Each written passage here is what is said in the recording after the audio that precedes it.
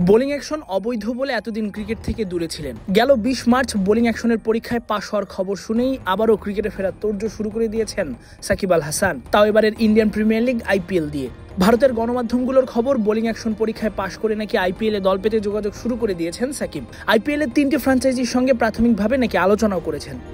এর মধ্যে একটি তার পুরনো ফ্র্যাঞ্চাইজি সানরাইজার্স হায়দ্রাবাদ, বাকি দুটি দল হলো রয়্যাল চ্যালেঞ্জার্স বেঙ্গালুরু ও রাজস্থান রয়্যালস। এই ৩ দলের স্পিন বিভাগ তুলনামূলক দুর্বল হওয়ায় তাদের সঙ্গে যোগাযোগ করেছেন বাংলাদেশের সাবেক এই অধিনায়ক, এমনটাই জানিয়েছে ভারতের সংবাদ মাধ্যমগুলো।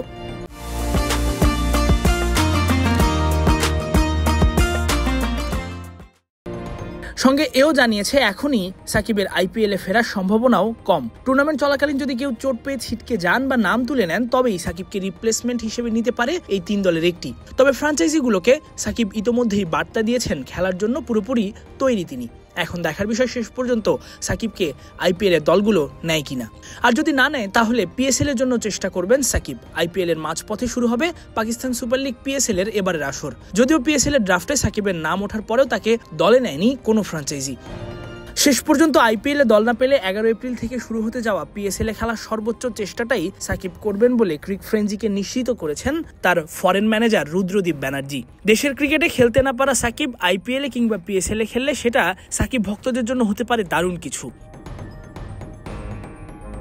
সবশেষ ডিসেম্বরে বোলিংয়ে নিষেধাজ্ঞা পাওয়ার পর থেকে সাকিব নীরবে নিভৃতে আছেন। বিভিন্ন ফ্র্যাঞ্চাইজি লিগে নাম দিলেও দল পাচ্ছিলেন না।